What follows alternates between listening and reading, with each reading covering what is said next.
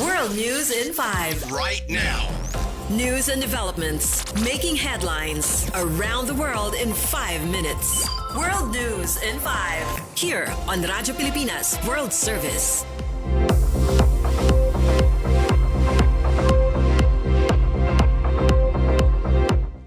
Good day to all of our listeners here on Radyo Pilipinas World Service. This is World News in 5 and I'm your host, Steph Vicente. The leaders of United Kingdom, Canada, France, Germany, and Italy have released a joint statement expressing grave concern over the escalating violence in Lebanon. According to BBC News, the leaders urged Israeli and Lebanese officials to engage in meaningful talks aimed at reaching a lasting political solution to the crisis.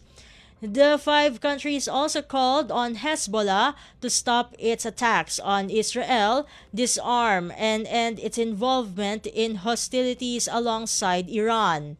The leaders strongly condemned attacks targeting civilians, infrastructure, healthcare workers, and personnel of the United Nations Interim Force in Lebanon. They warned that a large-scale Israeli ground offensive could trigger devastating humanitarian consequences and prolong the conflict.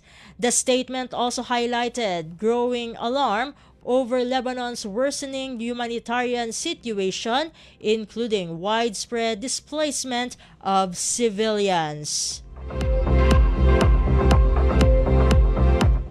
In other news stories, Iranian President Masoud Pezeshkian says Iran did not start what he described as an atrocious war during a phone call with his French counterpart Emmanuel Macron.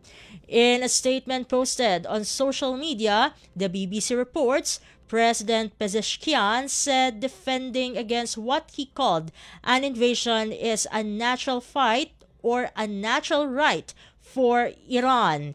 He also urged that American military bases in the region should not be used against Iran, warning that such actions could harm Tehran's relations with its neighbors. The Iranian president stressed that his country would not surrender to what he described as bullying and called on the international community to condemn the invasion.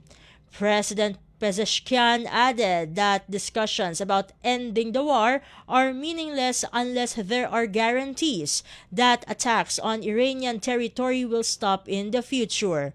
The remarks come amid heightened tensions and ongoing conflict in the Middle East. And finally, the United Nations says it is quietly working with global leaders to find a diplomatic solution that could reopen the Strait of Hormuz. The critical shipping route has been largely blockaded by Iran after airstrikes carried out by the United States and Israel. The BBC reports the European Union stated through Foreign Policy Chief Kaja Kallas spoke with the UN Secretary General Antonio Guterres about a possible UN-backed effort to allow limited cargo shipments through the strait. However, UN spokesperson Steph Dujarric said the organization will not discuss the plans publicly while negotiations are underway.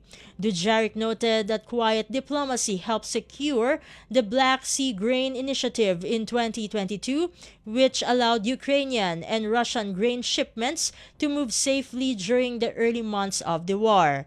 He added that Secretary General Guterres remains in frequent contact with officials across the region, stressing that the solution is too sensitive for public speculation. And that concludes today's edition of World News in 5. For Radyo Pilipinas World Service, this has been Steph Vicente.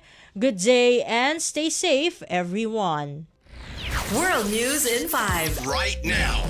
News and developments making headlines around the world in 5 minutes. World News in 5. Here on Radyo Pilipinas World Service.